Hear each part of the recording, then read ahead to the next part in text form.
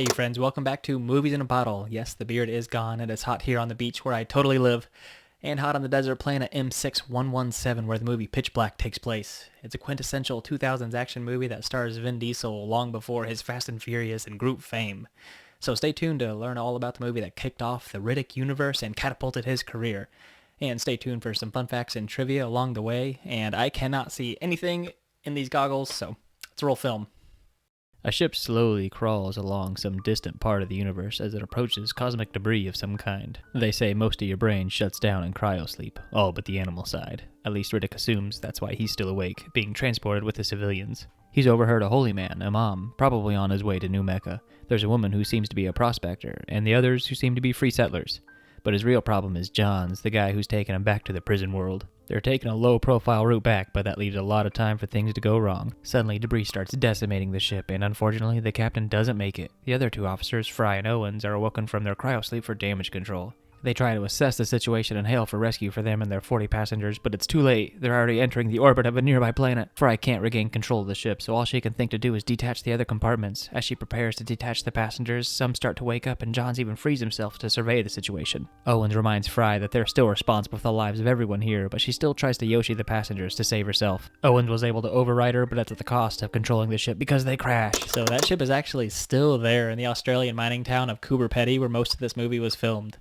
Some other notable movies filmed there were Mad Max 3, Mortal Kombat, and Kangaroo Jack.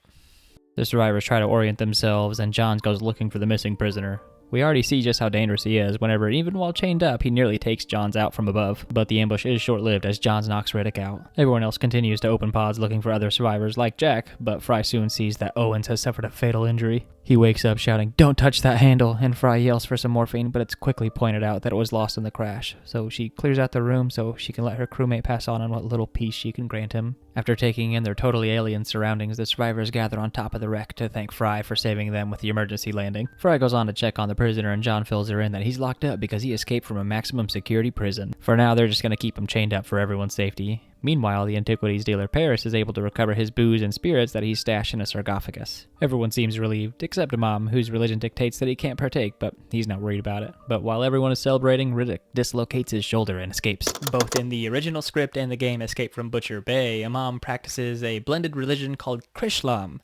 And for those who are unaware, this franchise takes place about 500 years in the future, and Imam is more or less another word for priest. Sorry for any mispronunciations. It doesn't take long for Johns to realize Riddick has escaped, and everyone starts gearing up to find him. Johns leads the search with his tactical gear, but everyone else is armed with more primitive weaponry from Paris's collection. While they're searching, Johns thinks he hears something, but it must have been the wind. But while he's looking out, he notices some trees, which means there must be water. Back at the ship, Paris is a lookout for Riddick, while Zeke is tasked with dragging the deceased away from camp. The search team makes their way over to the trees that John spotted, and when they arrive, they see it's actually a massive graveyard. They start to look around and begin pondering what could have done something like this to all the life on this planet. During the search, Johns gets a moment alone to ask Fry about why Johns was shouting about the handle when he woke up. They aren't alone as they think, though, because Riddick is hiding in the shadows nearby, and he overhears her confessing that she wanted to detach everybody, but Owens stopped her. On the way back, the kids in the search party notice some human artifacts in the sand, and they follow it to an abandoned station nearby. It's there that they discover a machine used for extracting water, and Fry finds an orrery that visualizes a 3-sun cycle, leaving them in perpetual daylight. That's not all she finds, though. There's a small ship there, too. It's too bad the shells are shot, but Fry thinks they might be able to get it running again. Back at the crash site, Paris hears some banging noises, so he checks on the others below when he hears it again. Suddenly, someone is rapidly approaching them, and Jack thinks it's Riddick, so as he approaches, Shaza nearly ends him. Thankfully, it was just a survivor, but oh no! Zeke still takes him out thinking it was Riddick. And meanwhile, Riddick's just chilling in the background watching all the chaos. On an unrelated note, Zeke now has another body to add to the graveyard nearby where Riddick is hiding, but this time he gets curious about what's inside one of the holes and he takes a look. With no warning at all, he's dragged inside and desperately fires away. The survivors hear the shots and come running, but when they get there, all that's left is a bloody entrance to an underground cavern. Riddick is also there investigating when Shaza spots him with a knife in hand. Riddick tries to go back into hiding, but as he's running, John trips him and takes him back into the ship as a prisoner once again. In the the brief exchange, Riddick loses his goggles and we see that he's nearly blinded through his point of view without them. Back in the ship, Fry interrogates Riddick about Zeke, but he doesn't fall for any of her intimidation. Riddick confesses that he usually takes everyone's fear as a compliment, but this time it isn't him that she has to worry about. Then either by his reputation or her curiosity or both, she wants to see his eyes, so he lures her in just close enough for a jump scare. Sorry, headphones user. Okay, so Riddick Vision is cool and all, but Vin Diesel described them as hubcaps. They were prototypes, and whenever they first used them for filming, they had to call an optometrist from over 3 hours away to get them off. Yikes. Jack is eavesdropping nearby and wants to know how you get a pair of those eyes. Riddick explains the only way to get them is by going to a prison where you never see daylight and you dig up a surgeon to do a shine job. Whatever that means. They send Jack away and Riddick admits that, yeah, he's killed a couple of people, but he didn't kill Zeke. She doesn't believe him because he wasn't in that cave, but he says to look deeper. What could go wrong, right? The crew secure Fry with a harness and watch her enter the bloody cavern. As she crawls deeper, she quickly finds herself in a large open space with rays of light beaming through. She investigates one to realize the rock spires on the surface are hollow, and while she's looking, she nearly spots something on the wall behind her. She continues carefully studying the cave until she finds a severed leg, confirming Zeke's fate. It's here that she realizes the cavern is full of creatures, and she quickly tries to climb the spire. The monsters pull down on her cable as she screams for help, and Jack hears something. Fry is nearly a goner, but then Pix bursts through the wall. The crew saves her. She screams what she saw on there, but she's pulled back again, but this time they cut her cable. Johns understands the gravity of the situation and goes back to their prisoner. Riddick correctly guesses that they found something worse than him after all and assumes that they want his help, but he'll still go back to prison. But Johns has a sweeter offer. He says that he'll report Riddick died in the crash because, frankly, he's tired of chasing him at this point. Riddick recommends that Johns just ends him now because that's what he would do. But John fires around, freeing him, and tells Riddick, "I want you to remember how this could have gone," and didn't. He hands back the goggles, and Riddick uses his lightning-fast speed to take the shotgun and repeat John's words back to him, but he doesn't pull the trigger. They take one of the crashed ship's cells to test with the other ship, and they all start heading there. It's here we get Riddick's full name. Paris drops a bottle, and Riddick happens to grab it, and naturally, he's gonna chug it, and when they introduce themselves, Riddick says his name is Richard B. Riddick. Looking online, his full name is Richard Bruno Riddick. That's right.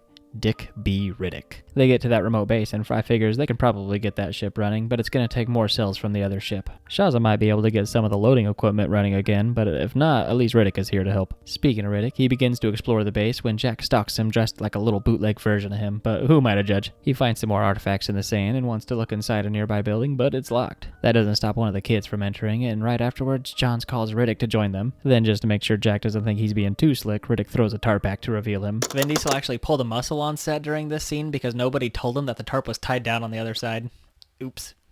Everyone gathers inside because they got the water operational again, and Imam thanks Olive for the gift. They speculate as to what happened to the researchers, but Riddick doesn't entertain the conversation for long before he delivers the cold truth that the same things that killed Zeke also killed them. He points out all the signs that they left in a hurry and reminds them that they wouldn't have prepped a small emergency ship if there wasn't an emergency. Fry agrees with that grim assessment, but before they get a chance to speculate any further, Imam returns looking for the little one, Ollie. Richard suggests they go check the coring room. Sure enough, Ollie was the one that snuck into the locked room earlier, and when the station became operational again, the roof opened up, exposing a huge swarm of vicious creatures that attacked. He barely manages to escape into a dark room, but when he's inside, he hears something snarling within. Everyone else heard the commotion. They blast their way in past the locks and start looking for Ollie inside the coring room. Imam opens the same door and the swarm flies out. Everyone is able to hide quickly enough, and the swarm retreats back into the tunnels. When Imam goes to look into the room, though, he sees the gruesome fate that befell Ollie. In the depths of the tunnels, they finally discover the bodies of the researchers. They figure they probably went into the coring room because it had the heaviest doors, but they didn't expect an attack from underground. Fry looks around and notes the samples are dated 22 years ago. She takes a few moments to think on the dates, and when she's asked about it, she takes everybody back to the orrery. Upon winding the machine forward 22 years, they see the suns and planets aligned to cause a total eclipse.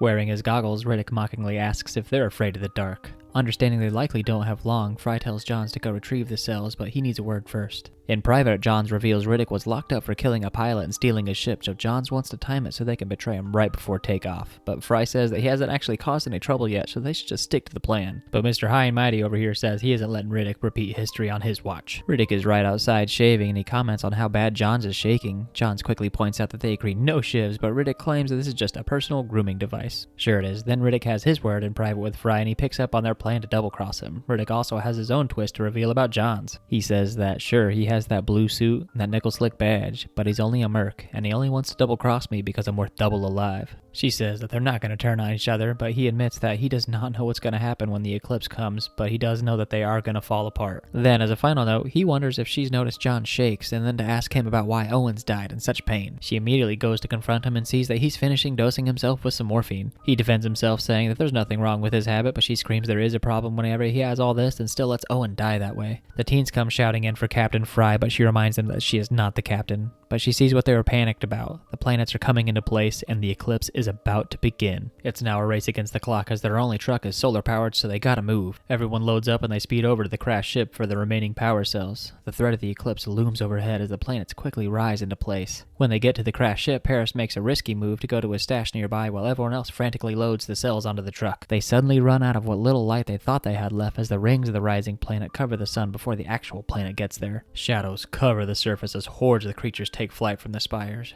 The bioraptors have entered the chat. With his special eyes, only Riddick can truly see the horrors heading their way, but while everyone is stunned, Paris shouts for them to run. Then for some reason, instead of them all going to the crash ship that they're right next to, they all run to that small section Paris is hiding in. Maybe it's because the crash ship was too exposed, I don't know. Everyone but Shaza and Riddick make it before the swarm descends, but they dive just in time to avoid it. Then, against Jack's advice, Shaza makes the terrible mistake of running for it too soon and pays the iron price. Riddick waits just a bit and makes it over safely, just in time to see the sun fully set and the full-grown bioraptors emerge. They take stock of their situation and assess that they only have a few flashlights and a cutting torch nearby. Johns also guesses the raptors are the reason for the massive boneyard as they hear them overhead. They hear alien whooping and screeching noises, and they speculate they probably use echolocation. The group moves further inside and secures themselves in a room, but it's not as secure as they think because a mom is almost stabbed through the door. They seem trapped, but only for a moment because Riddick found that cutting torch and they cut their way into a different section. As the rest are covering a new hole in the wall, Riddick searches further into the ship, and with his Riddick vision, he sees a raptor devouring something overhead. Sadly, Hassan has wandered over here too. Riddick tries to save him by keeping him still, but it's no good. Too many bioraptors appear and Hassan runs, but he's slaughtered instantly. Riddick makes a break for it while they're distracted and barely gets back to the group, who manages to slay one of the pursuing raptors. It turns out that they're so weak to light it physically burns away their flesh. Taking stock of their supplies again, they count that they have a torch, a couple of hand lights, Paris's alcohol, and John's flares. Fry wants to use all their gear to stay the course, but now they have to carry the cells back to the emergency ship. Tensions rise fast when John says they need to wait, and he even uses Jack as an excuse. Fry calls Johns a coward and it sets him off, but Riddick gets in the way.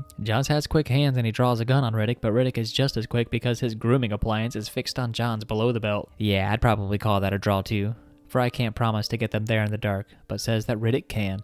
The echoing whoops continue all around as they make the short distance over to the engine of the ship where all the cells are. After dodging a raptor hidden inside, they make their way into the engine room and start dismantling it for cells and light sources. While collecting giant glowing tubes from inside the ship, Riddick also warns everyone to check their cuts since the creatures have a taste for it now. As they get ready for the dangerous mission ahead, Johns reminds Fry that Riddick will attack again as soon as he can. Okay, here we go. The plan works at first and the creatures gather just outside the light, but things are off to a rocky start when the fire from the cutting torch fades and Paris accidentally loses some of the gear. Jack makes a hasty decision to grab it and nearly turns into raptor food. Paris totally freaks out and starts crawling away in a panic until he destroys the lighting from the glowing tubes. Before he can even realize the gravity of his cowardice, he is devoured by the monsters. Everyone else regroups around the cells and they now have to use the liquor for torches. Riddick and Imam are planning their next steps and Imam wants to take a shorter, more direct route. Riddick counters saying that the path is too dangerous because the monsters are attracted to blood and she is bleeding. But no, he doesn't mean Carolyn Fry. Jack was just pretending to be a boy this whole time to fit in, and that's how they've been tracked. Fry swallows her pride and admits that the plan is not going to work. They have to go back. Johns, who was against the plan from the start, is understandably furious with her choice and says that they're in way too deep to turn back now. Imam tries to calm him down, saying that she's the captain and they follow her orders. However, Johns makes everyone doubt their trust in her whenever he reveals that she had intended to sacrifice the whole passenger cabin during their crash. She tries to shut him up, but he easily tosses her to the side and stomps onward. As they're pushing forward, Johns and Riddick start to walk ahead just out of earshot, and Johns starts to conspire against the group. Riddick entertains him and hears out the plan. He wants Riddick to keep the others at bay so he can sacrifice Jack for bait so the other 5 can make it through the canyon. Riddick actually thinks it's a good plan, with one problem. He wants a bigger piece of bait. A duel to the death begins. Riddick knocks the shotgun away, so they have to fight up close in what little light remains as the creatures echo in the darkness. Of course, Richard Bruno Riddick is much more capable than Johns, so as their battle draws to an end, Riddick mockingly asks if he remembers that moment that he took off the chains. Riddick reminds Johns that he advised him to end him way back then, and Riddick makes a deep slash across Johns' back, leaving him to be slaughtered by the creatures while he escapes unharmed into the shadows. Everyone hightailed it when the fight started, but Riddick manages to catch back up with them and tell them what became of Johns. Then he rallies them to continue pushing through to the escape ship. Before they set off, Riddick notices something about a dead bioraptor and studies it. He believes in the middle of their hammerhead shark-shaped skull is a blind spot. A mom pops up around the corner and asks Riddick if he would like to say a prayer. He's already done it with the others, and it's painless after all. Imam doesn't realize what he stepped into because Riddick spits back that it's not painless, it's pointless. Imam starts to say that just because he doesn't believe in God doesn't mean God doesn't believe in you. Riddick goes on to explain the tragedies that he's endured throughout his life and tells Imam that he got it wrong. It's not that he doesn't believe in God, but he hates him. Imam holds his faith and says that nonetheless, the God is still here, and with no pity left to spare, Riddick asks, 2 of your boys are already dead. How much faith do you have left? Okay, so it's do or die time. Everyone is at the canyon. Riddick says to keep the girl in the middle and leave all the heavy power cells to him. Move! Fry bravely leads the charge through the canyon with Riddick carrying the cells in the back. Soon chunks and blue liquid start raining from the sky and Riddick shouts for them not to look up. Of course Fry does and sees that the bioraptors are tearing each other apart in the skies above. They have to weave their way through a boneyard and they nearly get through it without incident until a particularly sneaky raptor was able to slash the leg of a mom's last kid. The group was able to save him, but Riddick continues to march. Jack notices and tries to catch up, but another raptor attacks from above. Thankfully Jack hid under one of the giant bones in time, but it won't withstand the attack for long. Riddick hears her cries and finally turns back to take care of business. The raptor lunges at him, but with his bare hands and raw strength, he holds it back and dodges the chomps. Then, in the blink of an eye, Riddick disembowels the monster. If things didn't seem hopeless already, Riddick laughs as rain starts pouring down and he asks, "Where the hell's your god now?" They manage to scramble under a rocky shelf to keep their torches lit for as long as they can, but Imam's last son is dragged away. With no time to grieve, Riddick shouts for the last of the survivors to hide inside a cave, and then he shuts them inside with a boulder. He continues the dangerous journey alone, but the others soon find some unexpected help inside their cave. There is a colony of bioluminescent bugs, and they have to bottle it up so Fry can catch up to Riddick before he has a chance to leave them stranded. Riddick turns on the ship's lights, and Fry is there to confront him. She pleads for his help to keep her promise that she's made to go back for the others, but Riddick has another idea. Why doesn't she come with him? Faced with an impossible decision, she falls to her knees and momentarily allows herself to join Riddick. But she finds something deep within herself and pushes him off the ship. She climbs over the top of him and declares herself the captain and reaffirms that she isn't leaving anybody on this rock. Riddick effortlessly reverses the situation and holds his knife to her neck and demands to know if she would die for them. Having come a long way from the start of our journey, she says that she would. Back in the cave, Imam and Jack may be running out of time as they hear something moving the boulder. Thankfully, it was just Fry and Riddick coming back for them. Jack didn't have a doubt, and Imam proudly says that there is his god. They line up to make a final charge to the escape ship, but unfortunately, Riddick falls behind after helping the others get up a muddy slope. Fry waits for him, but he's not out of the woods yet. A bioraptor gets the drop on Riddick, and he thinks fast enough to close the distance and gets face to face with the monster so he can test out his blind spot theory. Sure enough, it works, and he remains unseen as it searches. But he's flanked by another one. Fry hears him cry out in pain and goes to help. She sees him barely able to stand due to a slice in his leg and shouts for him to get up. She said that she would die for them, not you. She manages to get him to his feet, but tragically, without warning, Fry is ripped away into the night. Richard cries, "Not for me," into the darkness. So this wasn't originally planned as a franchise, and Carolyn was supposed to live, but they realized everyone was responding very well to Riddick, and they kept his story open instead. He gets back to Jack and Imam and starts to prepare the ship for launching, but stops for some reason. Jack starts to panic and begs for him to leave, but he says that he can't leave, without saying goodnight as he takes off, engulfing the swarm of bioraptors in the ship's fire and lights. Let's close with an interesting story from The Hollywood Reporter. So Vin Diesel actually saved the Fast and Furious franchise by doing the cameo at the end of Tokyo Drift, but he only agreed to do that cameo for the rights to Riddick. So in saving the Fast and Furious franchise, he revitalized the Riddick universe too. And he is an absolute legend for that because I love these movies and can't wait to see what happens to Richard Bruno Riddick in the next movie, whenever that comes out. But that's all I have for you in this breakdown. Let me know what you want to see in a future breakdown down below. Do all the YouTube things. Please, like, comment, subscribe, all that good stuff. But y'all be good. I will see you in the next one.